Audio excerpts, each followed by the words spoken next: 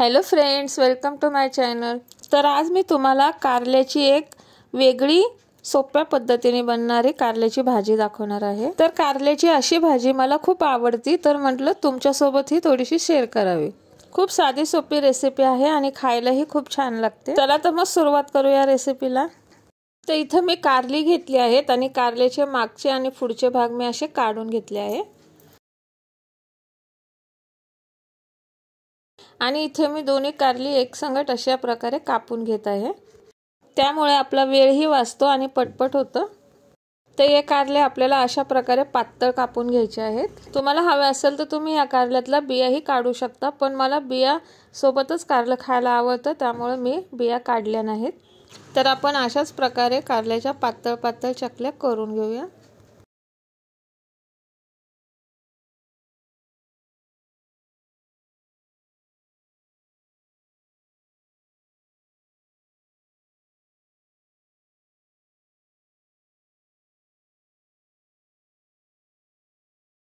आता आपण या कारल्याच्या चकल्या एका भांड्यामध्ये काढून घेऊया।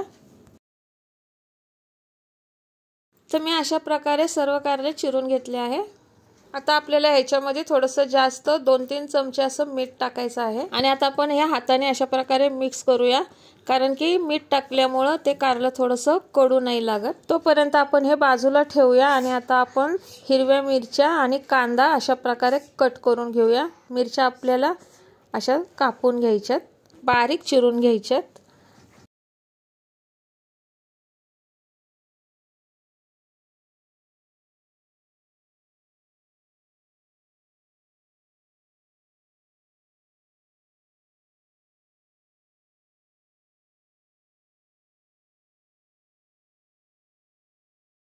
कांदाही आपल्याला बारीक चिरून घ्यायचा आहे।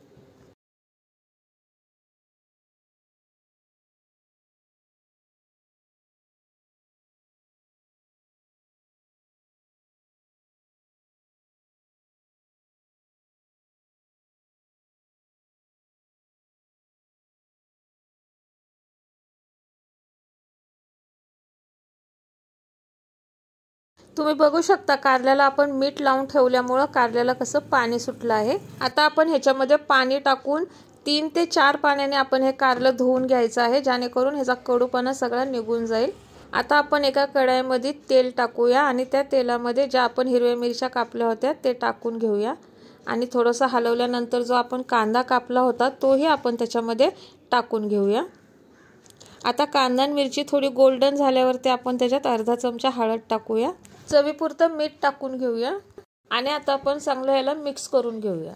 आता जे आपण कारले धुतले होते ते सर्व पाणी निथळून आपण ते कारलेही त्याच्यात टाकून घेऊया आणि त्याला अशा प्रकारे चांगलं मिक्स करून घेऊया। 1-2 मिनिटं आपण याला चांगलं परतायचं आहे। त्यानंतर आपण मीडियम गॅस करून झाकण ठेवूया आणि ह्याला शिजून देऊया। 10 मिनिटं आता मी शिजवून दिलं आहे। आता आपण झाकण उघडूया। आता हे कारलं छानपैकी शिजलं आहे। आता आपण याला 1-2 मिनिटं असंच न झाकण लावता परतून घेऊया। तर तयार आहे आपली कारल्याची भाजी।